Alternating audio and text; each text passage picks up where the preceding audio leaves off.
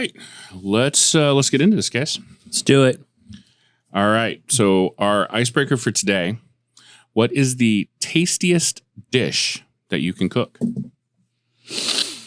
That like personally that we can You personally can cook, but not like humanity. No. Okay. You personally, I would say my burgers. burgers. Okay. The wife loves them. The kids love them. Dude, I know how to call out. Burgers. Oh, Yeah. we cooked ourselves? yeah, you cook burgers. yourself. Oh, no, Burgers. Your tastiest Raymond. dish. Yeah, I would have to say I make some really good fresh green beans. Wow. Fresh green beans. I know Okay. it's a little off, but I figured a lot of us can probably cook some sort of meat really well. But Tastiest green dish. beans, man. Do you do like a bacon? Yeah, so Yeah. I'm. It's like cranberries, some walnuts, bacon, a little bit of brown sugar, some oil, salt, pepper, and they have to be like the fresh green beans. They can't be like canned. Oh, or yeah, anything. yeah. Like, yeah. Wow. Yeah, And you then can't you- cook canned. and then those they're are- already done. Like, They're that's done it, yeah. in a cast iron skillet, and Okay. then butter's added at the end to baste. Yeah. They're phenomenal. Yeah, we like fresh green beans. Tastiest dish that I make, monkey bread. Oh Okay. yeah, Yeah. I do love me some monkey bread, dude. And in the words of several people, anybody can follow directions. So I guess I'm not even, I'm just like, all right, I'm just doing the thing that you said. Hey, I can't. So I can't bake or to save my life. I have followed directions and it fails every time. Ridiculous. Makes a mean banana pudding. I don't know. Nah. Baking is as close to chemistry as you're gonna get because Yeah. like there's Oh, wait, did very you say set bake? baking. Baking. Oh. Then I Yeah. guess I gotta change my No, no, wait, no, no, no. no. He Oh. said He said like, monkey baking. bread, and Yeah, I was yeah. like, I can't bake. Okay, that. It's because the I was like, tastiest it's dish. I dish just you went the could cook. baking route. I thought you Yeah. cook. Okay. Yeah, Yeah, yeah, baking. we'll say Okay. baking works in here, but yeah, baking is like chemistry. Like you have to have your ratios correct, or it just Yes. doesn't work. Like, I mean, if you're making a steak and you oversalt it a little bit, like that's okay. Undersalt a little bit, you just add a little more salt later, and you're okay. But baking, Yeah. like, if you mess up, Yeah. you mess up. Like there's, Sure, it's it game doesn't over, work. coach. Yeah, It's not forgiving. No. yeah, baking. That's a good way to put it. Yeah. For me, tastiest dish, I'm gonna say a smoked steak. That's Yeah. that's it right there. That's a nice long smoked steak. Charcoal grill. I've not done it on a charcoal grill. I have done it. How are you doing a smoked steak? Pellet. a pellet grill? Oh. Yeah. Yes. So I That's what smoke that's- them on the pellet Yeah. grill, real low and slow. So it usually takes about 45 minutes for a 1 to 2 inch steak to get the smoke, Okay. and then a real quick char in an open firebox. Yeah. Nice. Okay. Makes sense. Yeah. So, all right. Well, with that, welcome to the podcast.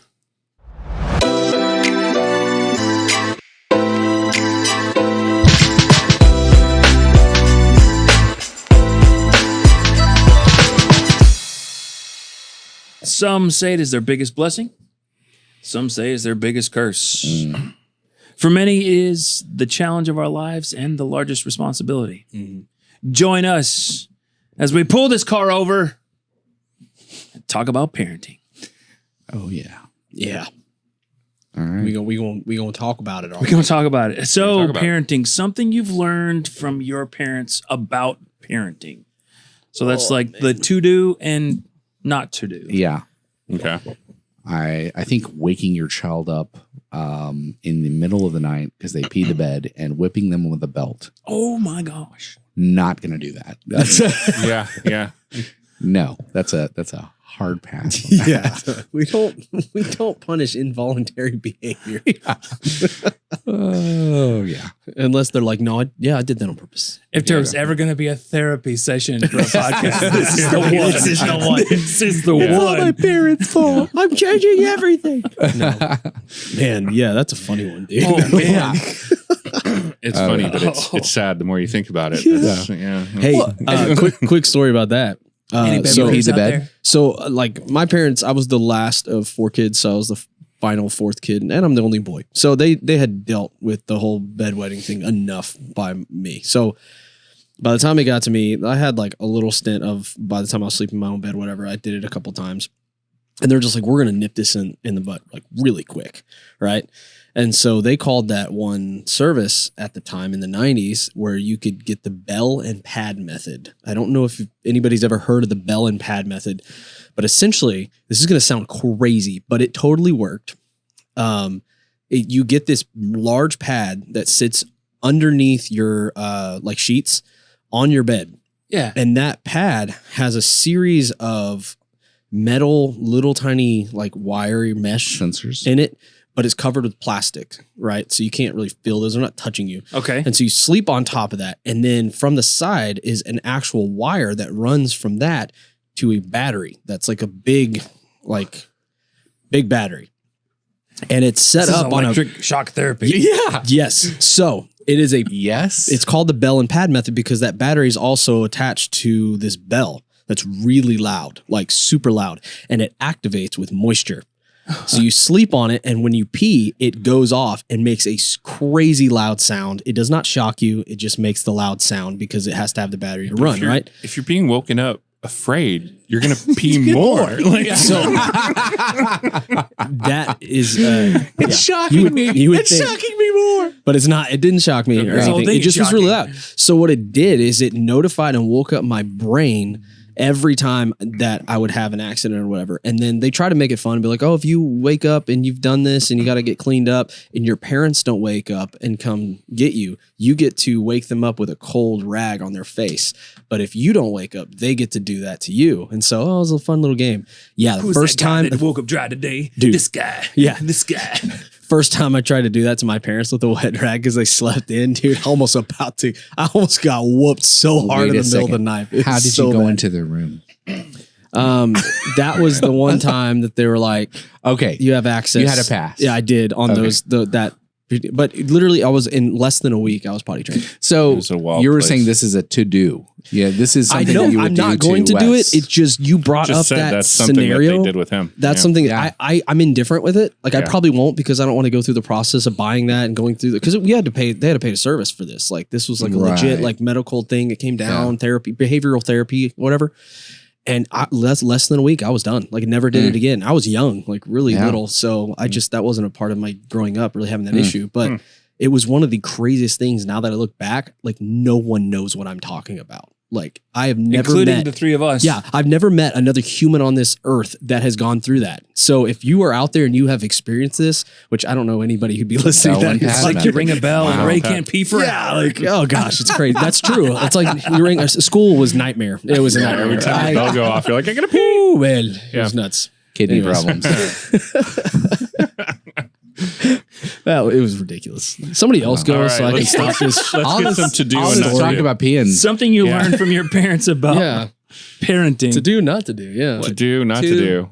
What not to do. Yeah. Is that why is freaking Shakespeare always comes to Yeah. mind with that question? Mm. Pee or not to pee?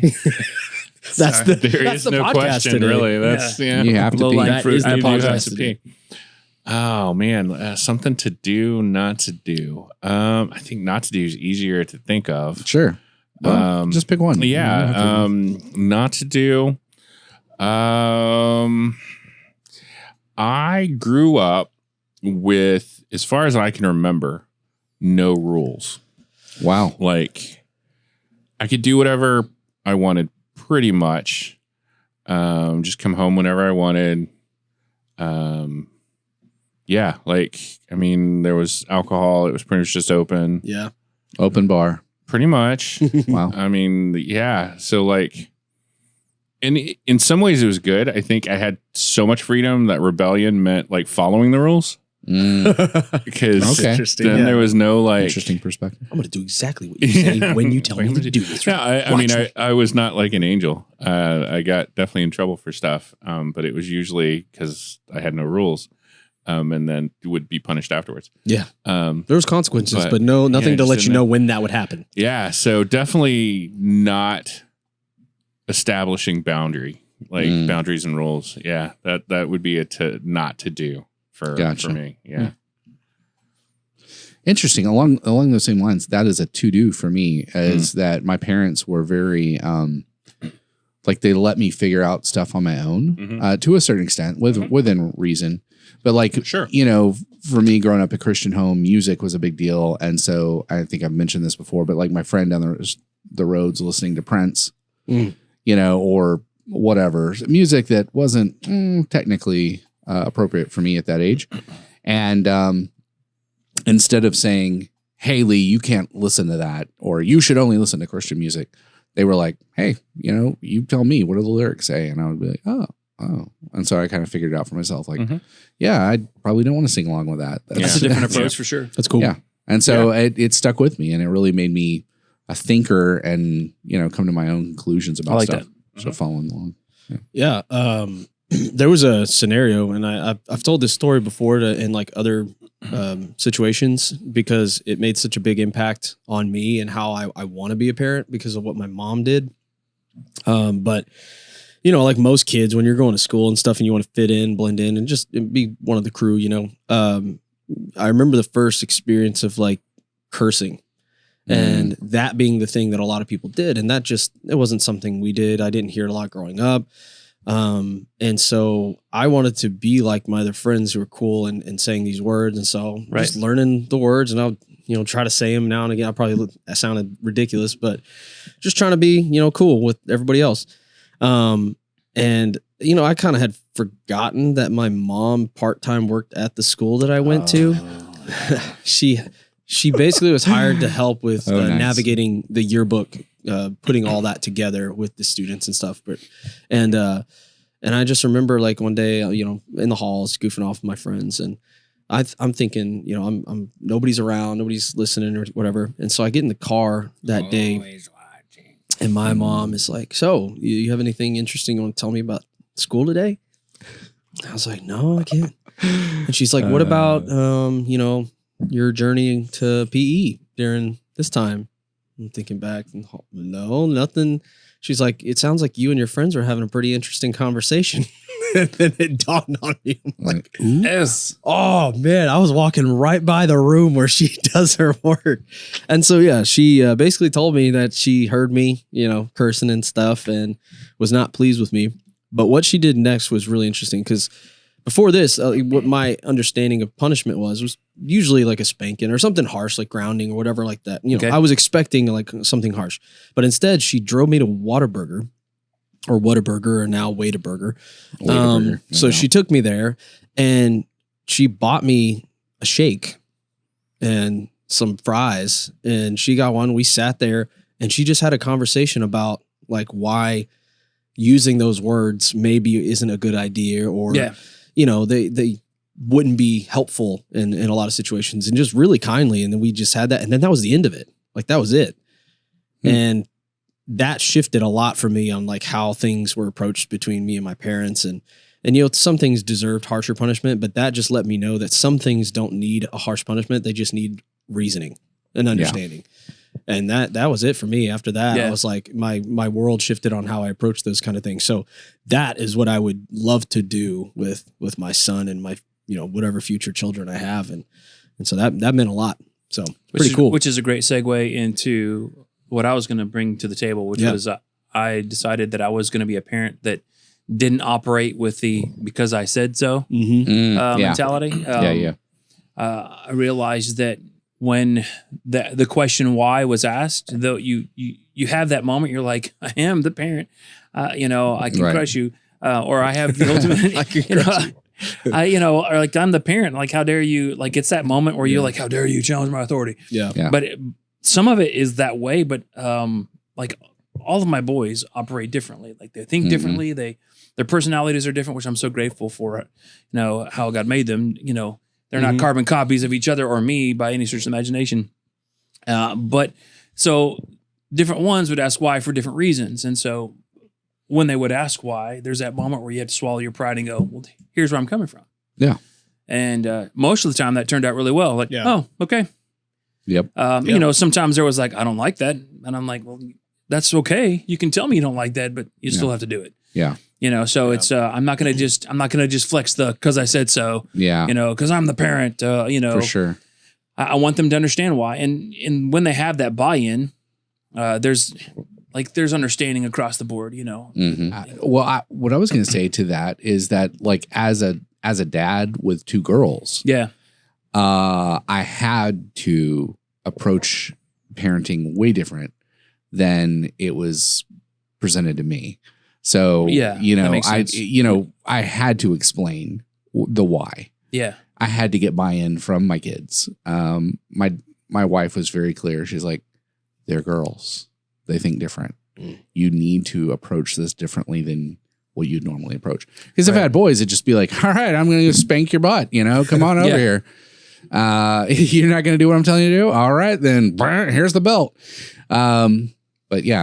But because I have girls, it's like, no, let me be gentle and not say anything mean. And some of that comes with age, right? Like, obviously, like a little kid, there's a lack of understanding. It's funny you said that because I was thinking age as a parent, not age as a kid. Both too, right? Yeah. Like, but like as a little kid, if I tell my kid, don't stick your finger in the light socket.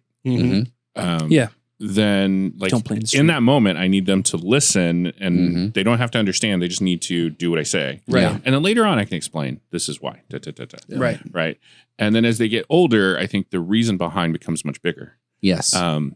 Because you are trying to train them now to how to think and make those decisions for themselves. Sure. So like as they age, and then as we age in parents, because we just don't have the endurance to chase down. Right. Then like it becomes more of, here's why I need you to do this. Yeah, or here's it's why almost like I want this from you, whatever. It's almost like passing down wisdom, right? It's like absolutely. one of your roles as a parent is to train and help them understand the world in which we live in, the decisions. And the more they get to hear your thought process and decision-making process, it helps them build their own decision-making processes and gain a little bit of wisdom and reasoning. I mean, which is great. It comes from like God with us, right? Like he gives us rules. He's given us laws. Do we fully need to understand to be able to follow them? No. Right? Like we know I shouldn't kill somebody. Right? Like that's, murder's bad. But then when we begin to understand the reason behind, and that gives a deeper appreciation for, okay, I see why this is important. Right. And then it can be used in other places. So it goes beyond murder. It goes beyond, I shouldn't have anger. Like I should deal with this situation differently, than letting my anger get the best of me, which would be the same as killing somebody. So I think that plays into other aspects, but it comes from the way God has treated us. Yeah. So And the approach there, I think, don't get me wrong, I made plenty of mistakes, and that's probably one of the hardest things I ever had to do as a parent was apologize to my kids, for handling situations wrong. But I want them to understand this is what it looks like. This is what it looks like to operate within your victories and your defeats. You need to understand, like this is us getting a dub, but this was me failing, and so this is So this is what it looks like to handle your business, with my boys. This is what it looks like to be a man. You take care of your crap. You own your stuff. I want people to believe the things you say. Don't be a liar, and this is the reason why. Yeah. So they're at first it's a lot of their understanding. It's like they could ask why all day long, but then in their little minds they don't understand. So you got to figure out a way to help them understand the best possible. But then there's an element of that is like it's the built in because I said so, but not lording my power and authority over you. Built in. No. It's the built in. It's like, you don't understand this yet, but I'm trying to help and protect you. You will later on. It's the dividends later. But and there are times. Don't get me wrong. Just because there are times where they ask the why, they get the answer, and they still don't understand, or they don't care, or they're so mad because of the decision going. Yeah. It's like, you're not giving me my way. I'm like, that's not how this is going to go. I'm sorry. And you can't always stick their hand in the fire. Right. Yeah. And it's like, this is hot. And then you go, and they go, oh, that's hot. You're like, then you don't stick your hand in the fire. It's real simple. Exactly. So experience is an amazing teacher, but it's not the only teacher. Right. So, you can't go, see, cocaine's bad. And they're like, here, do a line of cocaine. It doesn't doesn't apply. Parenting fail. That parenting technique does not always work. That would go under the do not do list. It's interesting because I brought up rules, you brought up rules, you brought up rules. And in your thing, there is freedom in having rules, and knowing why they're there. Right. I talked about not having rules, and it actually was kind of an odd thing, but there's freedom in knowing, like, here's the boundaries and here's why I want that for you. Yeah. Because anything up to that is free. Like I can do whatever I want as long as I don't do that. right? Right. There is so much freedom in that. Sure. And I think that is a great thing for parents to understand that and know boundaries are good. Like, Yeah. Yes. and expectations. why Yeah. they're there. Yeah, that's awesome. And hardest thing ever. Yeah. I guess we can get, I was going to say hardest thing ever as a parent, I think. And you could tell me, maybe it's different for you, but hardest thing I think as a parent is to be consistent. Oh yeah. Like if you said you're going to Yeah. do something, then you got to do it. If you said you're going to discipline, you have to discipline. If you said it's going to be for this long, I mean, I understand grace and how that falls into play. And there are those moments where you're like, but you said that I was grounded for this long, or you said, and I'm like, you know what? You're right. But I've thought more about it, and I like to amend my decision, and this is why. But for the most part, Me and your mother had a talk, but and I'm changing my mind. But by and large, I would say consistency changing is my the mind. key Yeah. because it goes along with what you just said, Jason. There's for lack of better words, comfort and safety and understanding that these are the boundaries, and here is the protection. And Yep. so, and it's hard, man. It's so hard. That is I can't tell you how many times while the boys were growing up. I mean, even now probably still, but like you say, if you do that one more time, this is what's going to happen. And they're not looking at you, but they do it and you catch it out of the side of your eye and you're like, oh my gosh, I got to follow through with that. I got to follow through this. Can I just pretend like I didn't see it? I just want to go in the other Sorry, room. Timmy, you're losing a toe. Yeah. It's like, Yeah, it's remove a toe. Yeah, it would suck to have to follow through with things that are tough. It is Especially when you have those could be really good moments or good evenings and things just get ruined by bad decisions. Yeah. And you're like, oh man, this could be, it is tough. Yeah. Like especially with my little one. I mean, he's like, going on 3. Actually he just turned 2, so like another year almost until he's 3. But that's the hardest thing is to get onto a little guy like that because I hate hurting his feelings. I hate seeing him cry and all that, but you have to to teach him. It makes me think like as we're talking about like the way you train a kid and in some of those situations, especially with discipline, those are from really scary moments that we have as parents where we have to face really hard times with our children. And so one of the things that we kind of want to look at is like, what are some of the scariest moments we have to face as parents, like some of the stuff you've had to deal with? I just want to take a moment and congratulate you on probably the smoothest segue I have ever heard. That was amazing. Yeah, It's on the list. yeah. Great job. Moments next. list. It's a gift and a curse.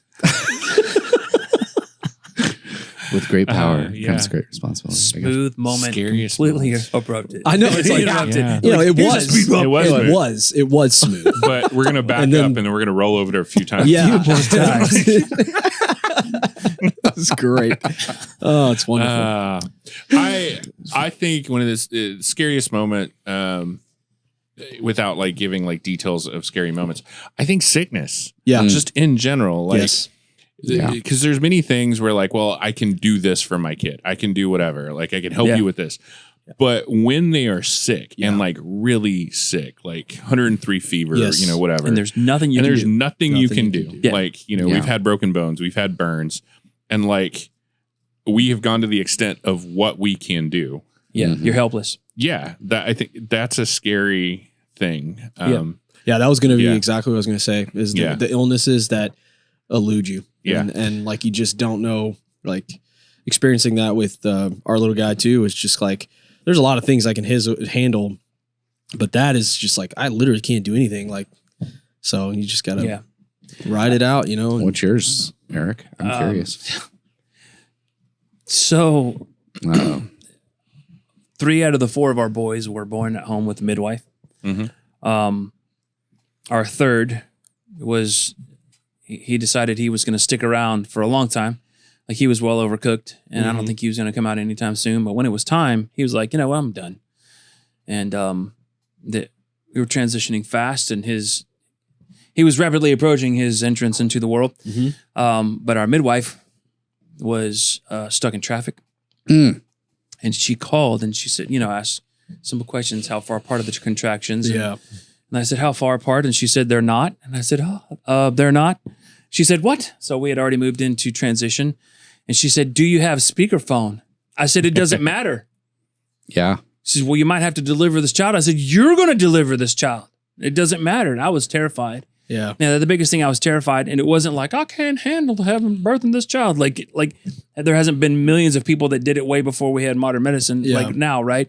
But it's like in my mind, like, what if the cord is wrapped around his neck and stuff like that? You know, so there's moments like that where I'm not trained for this. It's like I'm not prepared.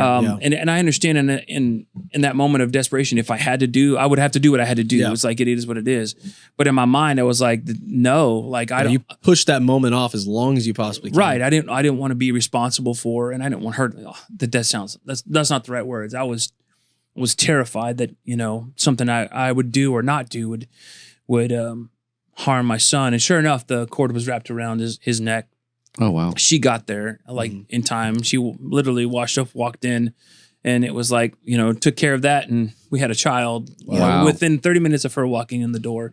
Yeah. You know, everything was over. So that was for me the most terrifying moment. Yeah. As a father, as a parent, excuse me. You know, I know there's other things, but that right there, where the life of my son was hanging in the balance. For lack of better words. I mean, it's that feeling of I can't do helplessness. Like, what you're saying. Straight up help. Like the first time your kid drives. Oh my goodness. And you're like, like, I can't, like, I'm going to die. Yeah. Like it's now in their hands. Like I can be in the seat next to him, but like more, that like I've only seen this now with like people that are in my family that have kids that are old enough to drive, but like I still like, I'm thinking about that with my own kid, but like worse than just the point of where they can drive, because you're responsible for that for a bit. You get to drive with them, right? Yeah. The first time it's like they're on their own. Like you actually get to take this car by yourself and go somewhere. And that's that, like me thinking in the future of that and like knowing me and myself and how I drove, I was like, man, I don't like, why did anybody ever I think it's just that help. Like that, I mean, you know, obviously we're all fathers. Yes. But it's that helplessness. Like, I think that's a scary thing for parents in general, but I think men even more, like, I can't do something. I can't protect you. I will have to say though, like leading up to that, there's going to be a lot of Forza and like Need for Speed happening around the house. Just to get the idea. My brother-in-law actually just said that to Zia recently. Said, what we're going to do is I'm going to get you a little steering wheel and a gaming console and little pedals, and you're going to learn how to drive there digitally online. That actually does help. Like, it really does. Like, I will say, a little different, but I will say this. Awareness. My oldest waited till he was 18 to get his license. And in my mind, I didn't understand that at all. I remember thinking, I can't wait to get my license. I can't wait to drive on my own. I can't wait to go places and do things. And so like him and like generally like what I was finding out was a lot of his generation were in no hurry to drive at all. And so though there's terrifying moments, there was a time where I was like, I need you to drive. Yeah. I need you to be gone. Not like leave the house or whatever. I need you to be able to do this. He's like, I don't want to. You're just going to tell me to go run errands and get like, I've been driving you around for 17 years. Yeah. It's like repay. It's time to repay. Like, I don't want to hear this. You might be told to go pick people up or pick things up. I wanted that responsibility. I need him to go and experience. My oldest, she's 15. She's going on 16 later this year. And she just wants to drive. Like as soon as she turned 15, she started driving, learner's permit, which is cool. She's all about it. And she's actually a great driver. That's how my now 18-year-old is. I'm afraid for my second daughter, and I know they'll listen to this because she's a wild child. And she knows it, though. She knows it. So it'll be interesting. It'll be interesting when she starts driving. It'll be a different experience, I think. Yeah, it'll be fun, but it'll be fun. Oh, the fun you'll have. Lee, watch this. Speaking of fun, what are some of the funniest moments as a parent? Funny moments. How's that one? That was nice, except for we skipped my scary. I know. I know. You can start us with no. Yeah, I'll start you with funny.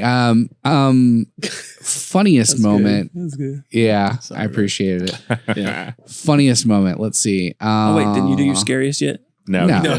Zoe once swallowed a battery. but we're good. She's We're running out of told time. that story, and she is not the only youth My in youngest. our group Yeah. who The swallowed other a battery kid- at about the same age. About the same age with the same type of battery. Yeah.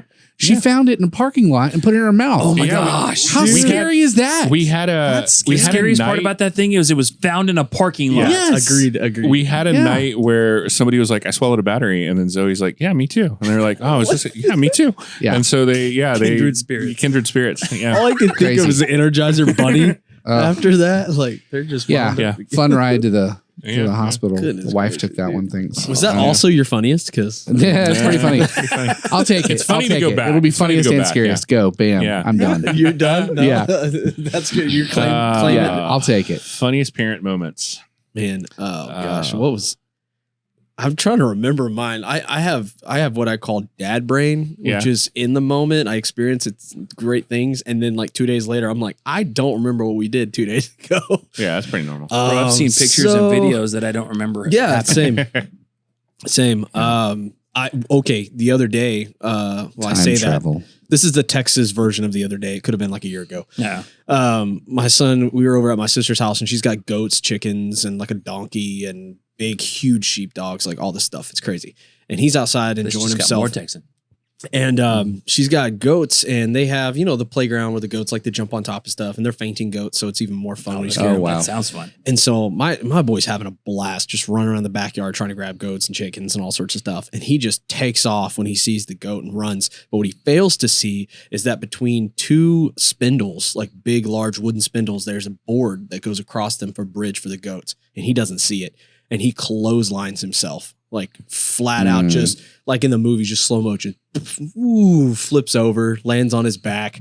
Silence for a moment, and then curdling scream, and we all They pulled up died the laughing. scream, Like it wasn't scary because we know he's okay, but he did have a huge like mark across his forehead. Yeah. Not so much here.